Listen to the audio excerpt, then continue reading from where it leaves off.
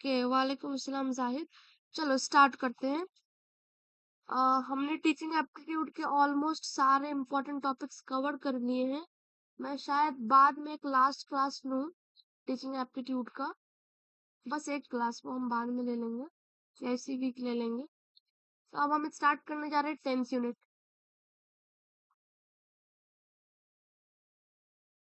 और इस यूनिट में आज हम पढ़ेंगे higher education system in India through 5 year plans. जो पंचवर्षीय योजनाएं थी ना, उन योजनाओं में हर 5-5 साल के बाद क्या चीजें क्या एम्स लेकर हायर एजुकेशन में गवर्नमेंट ऑफ इंडिया प्रोग्रेस कर रही थी, हम उनको देखेंगे।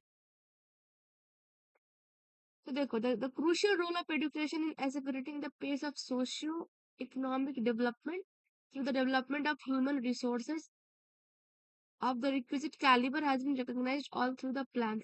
जितने भी प्लान्स के बारे में हम पढ़ेंगे, सारे के सारे प्लान्स में हम क्या देखेंगे, जो एडुकेशन का बहुत ही क्रूशियल रोल है, इम्पोर्टेंट रोल है किस चीज में, सोसाइटी को और इकोनॉमी को डेवलप करने में। ठीक है, जितने भी प्लान्स बने हैं 5 ईयर प्लान्स, वो इन तीनों चीजों को मद्देनजर रखते हुए बना है, जहां से ओवरऑल डेवलपमेंट हो किसका, ह्यूमन रिसोर्सेस का, जो मानव के संसाधन है उनके ओवरऑल डेवलपमेंट हो। ओके, तो देखो, जो पहला 5 ईयर प्लान है, इसके डेट्स ईयर इंपॉर्टेंट है, 1951 से 1956 के बीच में। इस ईयर प्लान में जो फोकस था वो किस पे था, एलिमेंट्री एजुकेशन, जो प्राथमिक शिक्षा है उसको एक्सपैंड करना, और साथ में जो हायर एजुकेशन है उसमें क्या करना, रिफॉर्म लाना, सुधार लाना। वो हम देखेंगे कैसे। तो इसमें जो एम्फेसिस था, basic importance of education the plan development of the nation. इन्होंने इस बात पे जोर दिया कि अगर आपको राष्ट्र का डेवलप करना है तो वहां पर बहुत जरूरी हो जाता है कि आप एजुकेशन को, शिक्षा को एक प्लानिंग के तहत डेवलप करें। For the successful implementation of the plan, the educational programme should help to train the people to place responsibilities before rights and to keep the self-regarding outlook and the force of acquisitive instinct with legitimate bounds। तो ये क्या कर रहा है कि अगर आपको plan को सक्सेसफुली इम्प्लीमेंट करना है एजुकेशनल प्रोग्राम में, तो वहां पर आपको क्या करना है, जो लोग हैं, जो लर्नर है, जो स्टूडेंट्स है, उनको आपको ट्रेन करना है। उनको ये समझाना है कि जिम्मेदारी बहुत इंपॉर्टेंट चीज होती है। ठीक है,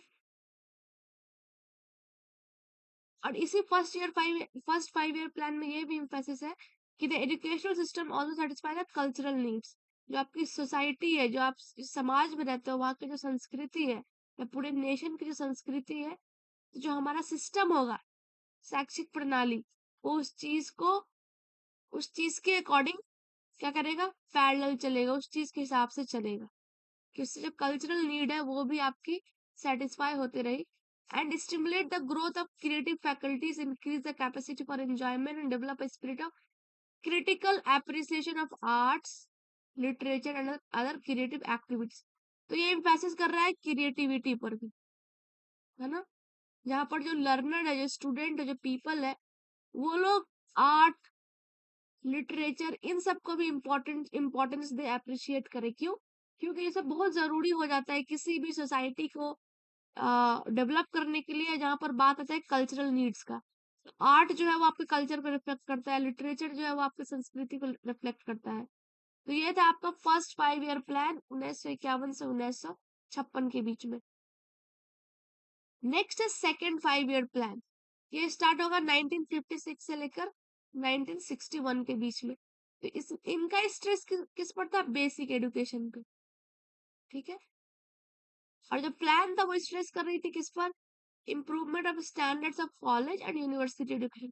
जो भी कॉलेजेस है, जो भी यूनिवर्सिटीज है, उनके जो स्टैंडर्ड्स, उनकी जो क्वालिटी है, उसको और बेहतर बनाया जाए। तो ये था आपका सेकेंड 5 ईयर प्लान 1956 से लेकर 1961 के बीच में। ओके, नेक्स्ट है थर्ड 5 ईयर प्लान। ये 1961 से लेकर 1966 के बीच में। It emphasized the requirement of trained manpower. Okay, mute कर लो किसी का माइक ऑन है।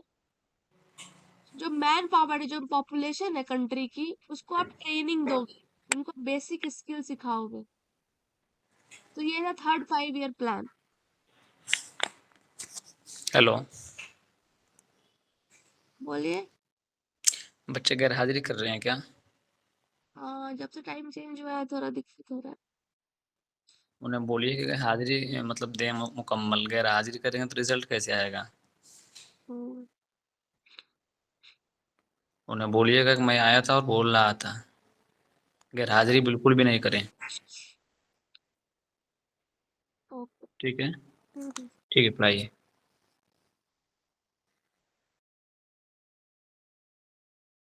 ओके, तो हम देख रहे हैं थर्ड 5 ईयर प्लान, जो कि 1961 से लेकर 1966 के बीच में इम्प्लीमेंट करने की बात थी। तो यहाँ पे जो रिक्वायरमेंट की जो मेन फोकस था कि जो आपकी मैन पावर है, जो आपकी पॉपुलेशन है, आप उसको ट्रेन करोगे। और यहाँ पर ये रिकॉग्नाइज किया गया कि education is the most important single factor in achieving rapid economic development and technological progress and in creating a social order founded on the values of freedom, social justice and equal opportunity. तो जो higher education,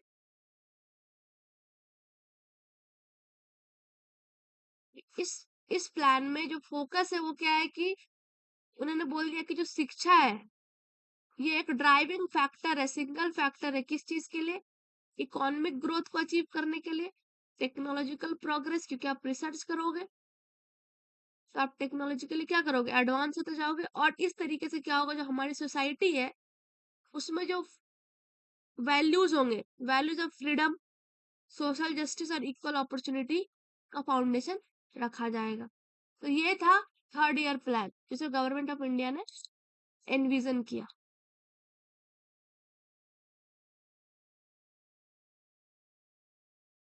और इसी में आगे, it also emphasise that programmes of education lie at the base of the effort to forge the bonds of common citizenship, to harness the energy of the people and to develop natural human resources of every part of the country. वही same चीज, trend man power. अपन को train करो, वो research करे, technological develop करे, वो चीजों education में ज्यादा अच्छा करे, जिस कारण से जो है हमारी सोसाइटी और हमारी इकोनॉमी दोनों इवॉल्व करे, दोनों डेवलप करे।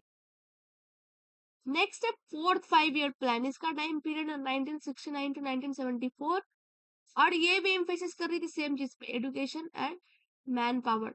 जो थर्ड में था उसका कंटिन्यूएशन है ये। फिर है अपने पास फिफ्थ 5 ईयर प्लान 1974 टू 1979। ये फोकस कर रही थी कृषि पर, गरीबी हटाने पर, employment generation and human resource development. इस ह्यूमन रिसोर्स डेवलपमेंट में आपका एजुकेशन भी आ जाएगा। तो यहाँ पे जो एम था फिफ्थ 5 ईयर प्लान का, जो सोशल और इकोनॉमिक इनइक्वालिटी है, समाज के अलग अलग वर्ग में, उसको कम करना। तो अब जितना एडुकेट करोगे आप, उतना ही ज्यादा से ज्यादा मासेस को आप अवेयर करोगे इक्वालिटी के कॉन्सेप्ट को लेकर, उनको अच्छे से एडुकेट करोगे। इससे क्या होगा, जो हमारा सोसाइटी है वो इवॉल्व करेगा, वहां पे केओस कम होगी, फ्रीडम ज्यादा होगी, सबको इक्वल अपॉर्चुनिटीज मिलेगी। नेक्स्ट है सिक्स 5 ईयर प्लान 1980 टू 1985। इनका एम्फेसिस किस चीज पर था? Utilisation of existing educational facilities.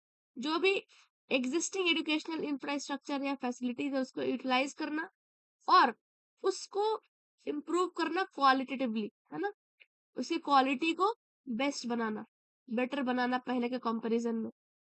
और जो एजुकेशनल सर्विसेज है वो सारे के सारे लोगों तक पहुंचाना, चाहे वो गरीब हो या चाहे वो अमीर हो, सबको अवेलेबल होना चाहिए एजुकेशन।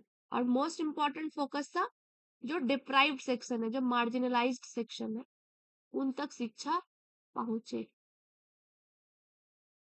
ठीक है, ये है six 5 year plan.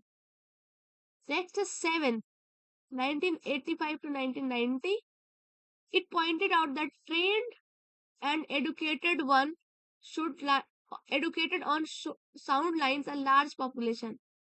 It will become an asset in accelerating economic growth and in ensuring social change in desired direction में। सेम चीज जो हम थर्ड प्लान में कह रहे थे कि आप जितना एडुकेट करोगे आपकी सोसाइटी और इकोनॉमी क्या होगी, वो एक्सेलरेट करेगी, वो इम्प्रूव करेगी।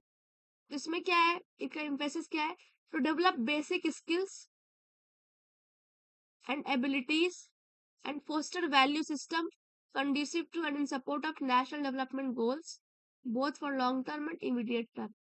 तो सेवेंथ प्लान में क्या है कि आपकी जो बेसिक स्किल है उसको इम्प्रूव करना है, आपको बेसिक चीजें आनी चाहिए, और साथ में जो वैल्यू सिस्टम है उसको फोस्टर करना है, लेकिन इन support of national development goal. जो सरकार है उस समय, उनको जो नेशनल डेवलपमेंट गोल है उस गोल के अनुसार मासेस में, बच्चों में वैल्यू सिस्टम को इनकलकेट करना है, ठीक है, जो कि इंडियन कल्चर सिस्टम को भी रिप्रेजेंट करे।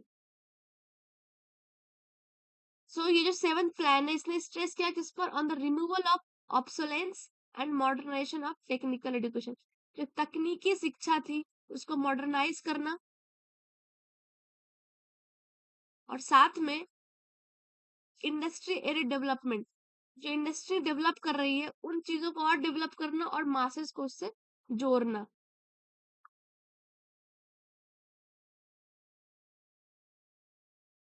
ये सेवेंथ। अब है एट्थ, इसका टाइम पीरियड है 1990 to 1997। The goal of plan efforts in human development of which human resource development is a necessary prerequisite. ये तो सारे के सारे प्लान में आपको दिख रहा है, लेकिन in the context of higher education it was noted that the higher education system at present suffers from several weaknesses.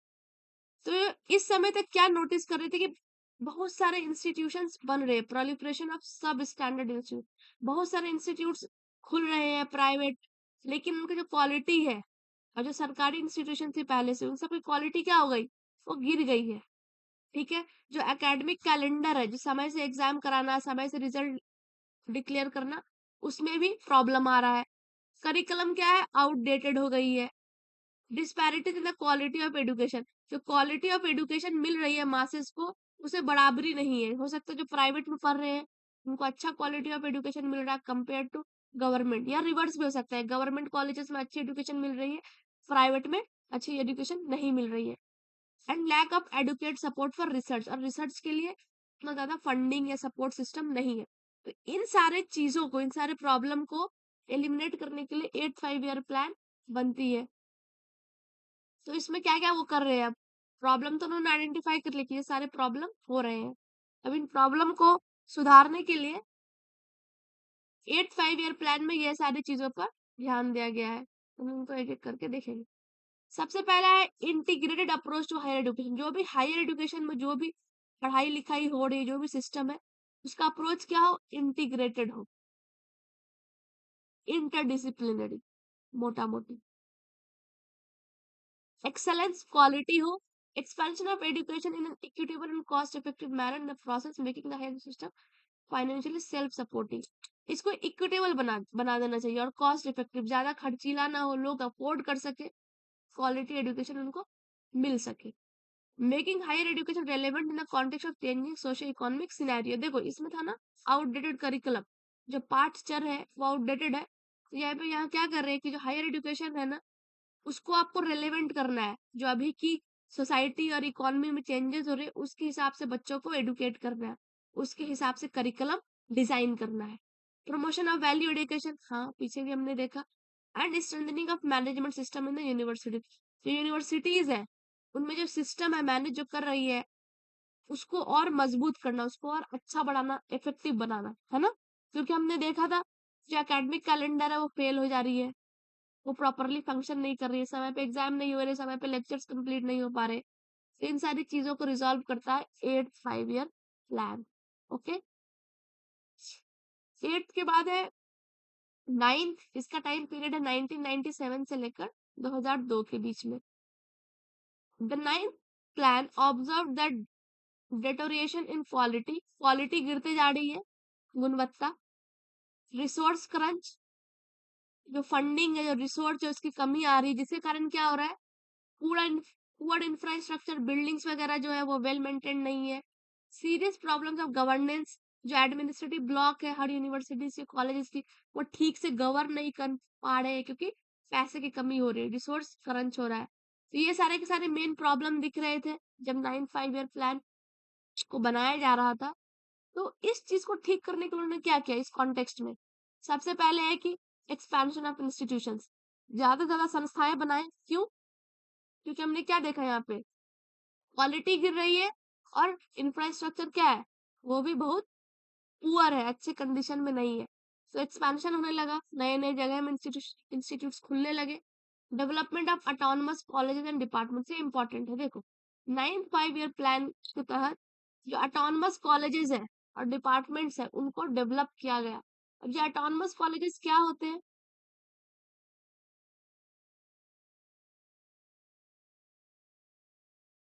Autonomous colleges क्या होते हैं? आपने सुना होगा ये वाला नाम बहुत बार। खुद ही से हेलो हाँ। खुद ही से प्लान बनाना। अच्छा, और कोई? देखो, यानी दूसरे एजुकेशन सेंटर से प्लान लिए बगैर खुद ही जो एजुकेशन सेंटर है वही खुद अपने हिसाब से प्लान बनाएगा हाँ और डिसाइड करेगा। हाँ एग्जैक्टली। जो ऑटोनमस कॉलेजेस होते हैं इसमें जो इंस्टीट्यूशन उनका ज्यादा कंट्रोल होता है कि वो करिकुलम डिजाइन करे खुद से। यूनिवर्सिटीज में जो भी डेली एक्टिविटीज है उन पर ज्यादा कंट्रोल होता है, वो अपने हिसाब से कोर्सेज लॉन्च करेंगे, प्रोग्राम्स बनाएंगे और एग्जाम्स कंडक्ट करेंगे। ठीक है, तो ऑटोनमस कॉलेज का कॉन्सेप्ट यहाँ से स्टार्ट होता है। कोर्सेज को रीडिजाइन किया गया, जो पुरानी कोर्सेज थी, जो करिकुलम थी, अब उनकी जगह नई चीजें को लाया जा रहा है। टीचर्स को ट्रेन किया जा रहा है ताकि वो इफेक्टिवली बच्चों को पढ़ा सके। रिसर्च को और अच्छा किया गया, रिसर्च को प्रमोट किया जा रहा है, फंडिंग हो रही है। तो इन सबसे क्या होगा, जो एफिशिएंसी है वो इम्प्रूव होगा अल्टीमेटली, है ना? और समीक्षा करते रहना और मॉनिटर करते रहना समय समय पर जो इंस्टीट्यूट है वो ठीक से फंक्शन कर रही है या नहीं। ये था 9th प्लान। ओके, अब है 10th। इसका टाइम पीरियड है 2002 से लेकर 2007 के बीच में। The main objective of the 10th plan is to raise the enrolment in higher education. जो हायर एजुकेशन में जो एनरोलमेंट है, मतलब जो 18 से लेकर 23 साल के एज ग्रुप के बच्चों की, वो 6% से बढ़ाकर कितना कर देना है? 10%, है ना? 6% है, 6% है, उससे बढ़ाकर उनको 10% पे लाना है। मतलब ज्यादा से ज्यादा बच्चे एनरोल हो हायर एजुकेशन में, वो ज्यादा से ज्यादा रिसर्च की तरफ जाए या फिर अलग तरीके से कंट्रीब्यूट कर सकते हैं सोसाइटी में, एजुकेशन सिस्टम में। The strategies would focus on increasing access, है ना? पहुंच बढ़े, लोग इजीली इंस्टीट्यूट्स पहुंच पाए, क्वालिटी अच्छी हो, adoption of state specific strategies. Her state की अपनी अपनी अलग तरह की कल्चर है, अलग तरह का सिस्टम है, उस हिसाब से स्ट्रेटेजीज बनाना। और सबसे इंपॉर्टेंट यहाँ पे क्या है, liberalisation of the higher education system. जो हायर एजुकेशन सिस्टम है उसको लिबरलाइज कर देना, फ्री हैंड देना, गवर्नमेंट का ज्यादा कंट्रोल उस पर ना हो। emphasis would be laid on the relevance of the curriculum। जो भी पाठ्यचर्या बन रही है, जो भी करिकुलम है, वो रिलेवेंट हो, according to the social need हो, according to the economic needs हो, जो समय की मांग है उसके हिसाब से करिकुलम डिजाइन होना चाहिए। ये नहीं कि 10 साल पहले के करिकुलम को अभी तक चला रहे हैं, नहीं, ऐसा नहीं।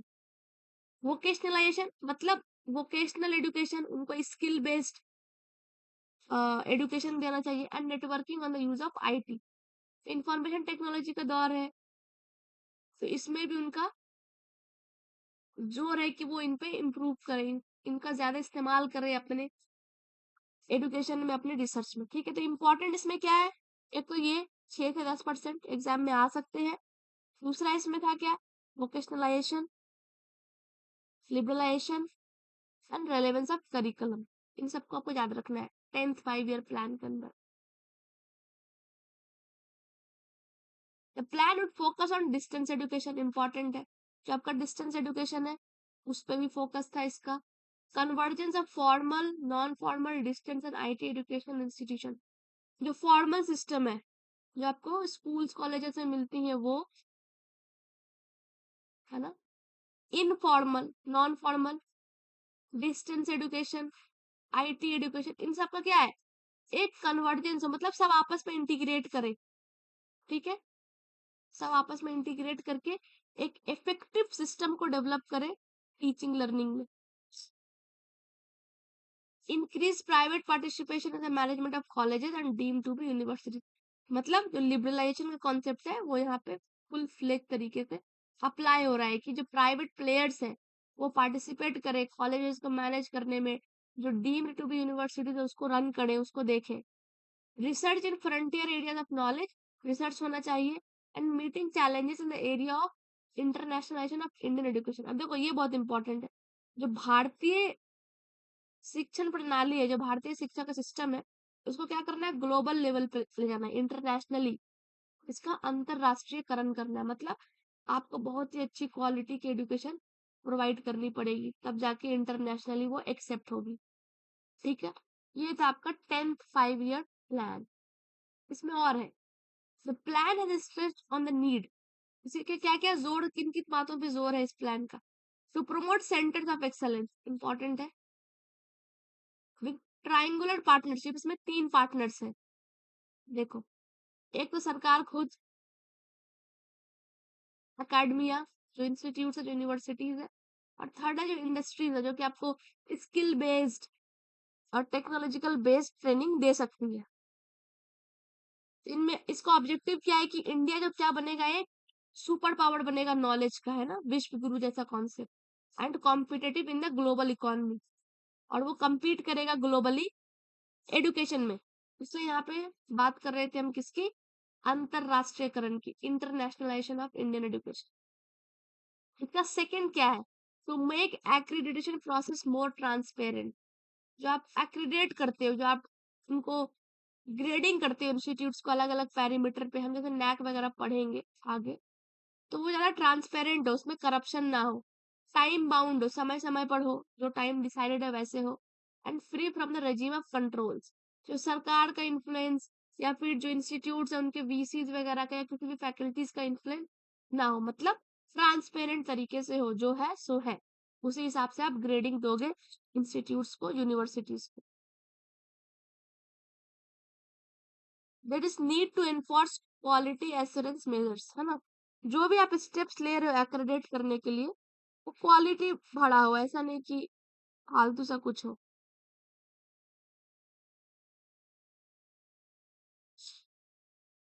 नेक्स्ट है 11th 5 year प्लान, इसका टाइम पीरियड है 2007 से 2012 के बीच में।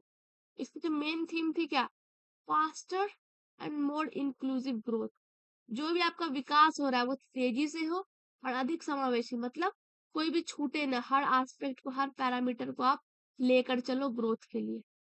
Empowerment through education and skill development, important है, यहाँ पे वो एम्पावरमेंट की बात कर रहे हैं, सशक्तिकरण की बात कर रहे हैं, दो तरीके से, एक है एजुकेशन के थ्रू और दूसरा है कौशल विकास, मतलब वोकेशनलाइजेशन, जो हमने पिछले वाले भी प्लान में भी देखा था, एम्फेसिस ऑन वोकेशनलाइजेशन।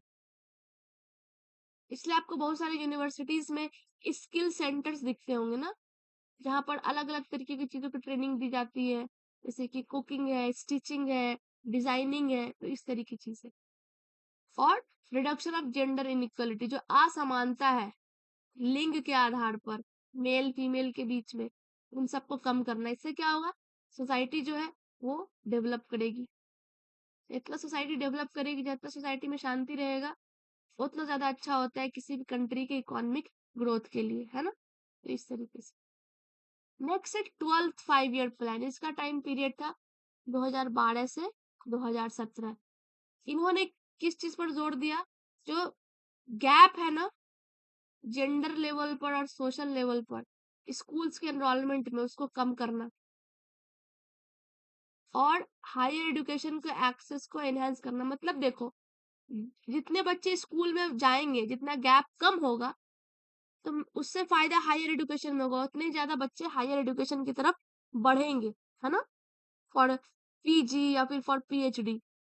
अगर स्कूल एनरोलमेंट में हम गैप कम कर दें, अगर यही बहुत ज्यादा गैप है, तो जो हायर एजुकेशन में बच्चे आएंगे वो बहुत कम होते चले जाएंगे, है ना, तो ये है।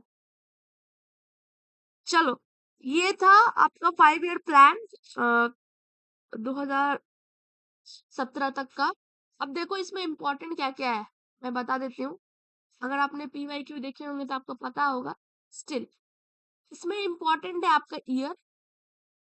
ईयर इसलिए इम्पोर्टेंट है, कई बार क्वेश्चन पूछ देंगे कि मान लो यूनिवर्सिटी ऑफ हैदराबाद या मौलाना आजाद नेशनल उर्दू यूनिवर्सिटी है ना, ये किस 5 ईयर प्लान के अंदर बनी, ठीक है।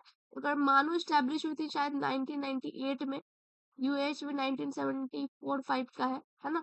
तो जब आपको डेट याद रहेगा तो आप इजिली उसको फिट कर पाओगे कि किस 5 ईयर प्लान में ये यूनिवर्सिटीज स्टैब्लिश हुई थी। यूजीसी ने इस तरह के क्वेश्चन पूछ रखे हैं आपको एग्जाम में। तो एक इम्पोर्टेंट ये है आपको इसमें याद रखना। अच्छा, यूनिवर्सिटी ऑफ हैदराबाद 1974 है, ठीक है, 5 नहीं 4। तो आपको ये इसलिए याद रखना है। और दूसरा आपको याद रखना है कि जो थीम था हर प्लान का, उनका मेन फोकस किस चीज पे था वो याद रखना है। For example 8th 5 year plan, 8th था वो ना, नहीं 10th। 10th में क्या है, आपको एनरोलमेंट बढ़ाना है 6 से 10%। ये बहुत इंपॉर्टेंट एग्जाम में आ सकते हैं। या फिर इस तरीके की चीजें कि ऑटोनमस कॉलेज का डेवलपमेंट या डिपार्टमेंट ऑफ डेवलपमेंट किस ईयर प्लान के तहत डिसाइड हो रहा था, ठीक है। इस तरीके से जो इम्पोर्टेंट कीवर्ड्स है हर प्लान के आपको दिमाग में बिल्कुल याद होना चाहिए। कोई कॉम्प्रोमाइज नहीं, कोई ऊपर नीचे नहीं, ठीक है। इतना दूर क्लियर है सबको कि हम इस टॉपिक को किस अप्रोच से पढ़ेंगे।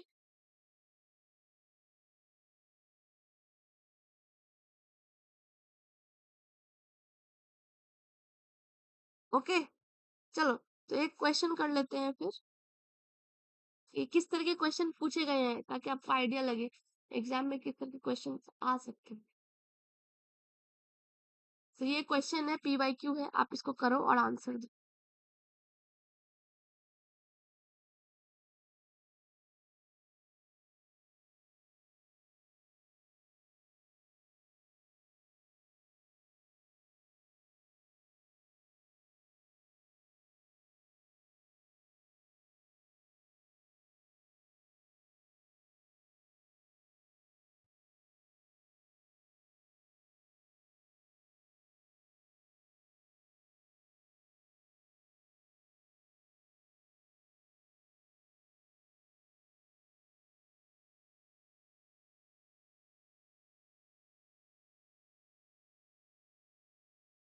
इसके आंसर तो चैट बॉक्स में हम क्लास सेंड करेंगे, आप जल्दी हो गई क्लास।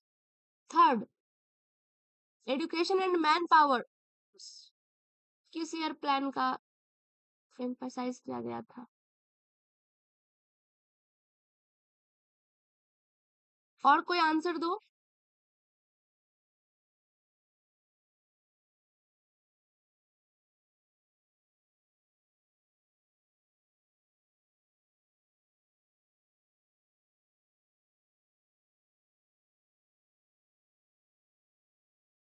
चलो, गुलाम मुस्तफा ने थर्ड बोला है, हम चेक करते हैं। इसका करेक्ट आंसर है 4th 5 ईयर प्लान, ठीक है। 4th 5 ईयर प्लान में एम्फेसिस थी किस पर, आप एडुकेट करो और मैन पावर पे, है ना, उसको स्किल्ड बनाओ। मैन पावर मतलब हमारा जो इम्पोर्टेंट पावर हाउस है हमारे इकोनॉमिक डेवलपमेंट की, वो हमारी जनता है। ये था क्वेश्चन, ठीक है। चलो, किसी को कुछ डाउट है तो पूछ लो, हम क्लास अब एंड कर रहे हैं।